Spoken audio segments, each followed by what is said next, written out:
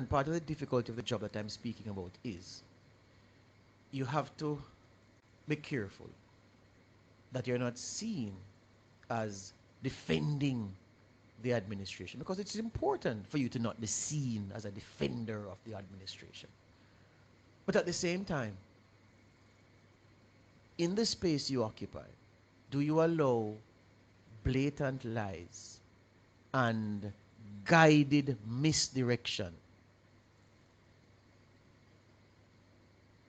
to take hold in the minds of people and say nothing? Because if you speak out against it, then people say, "I see, yeah, man, he must support the administration. Here's what he's saying." Well, we don't care.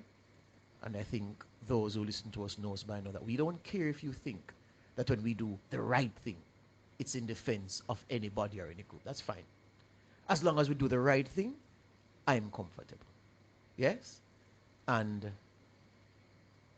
we know